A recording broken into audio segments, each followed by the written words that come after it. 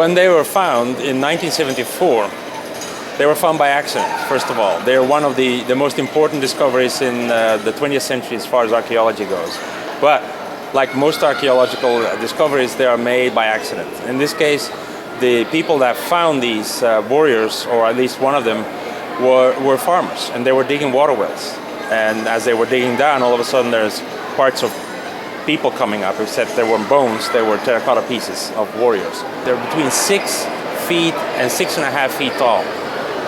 The tallest ones supposedly are generals, but you get a good idea of what that must have looked like when the emperor took in a review of his troops, for example. And 8,000, that's a lot of people, but they must have had a larger number. So being able to see on display this huge array in various, as they call them, pits or exhibit halls currently, is a segment of the Chinese army at the time, with the soldiers standing to attention in various poses.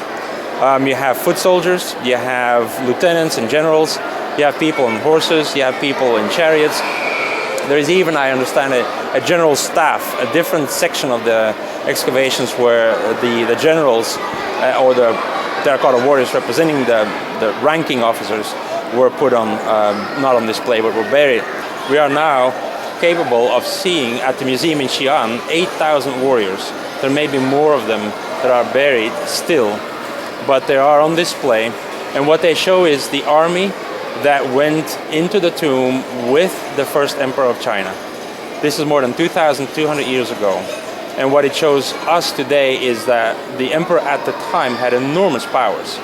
Because he was so powerful, he was able to push through a number of reforms, some of them for the better, some of them maybe not. On the other hand, he was able to initiate, among other things, not just the tomb in which he was buried, but also the beginnings of the famous Great Wall of China, which of course extended for thousands of miles later on over many, many centuries after him. The exhibition will have at its core the 20 terracotta individuals, warriors, court attendants, jesters.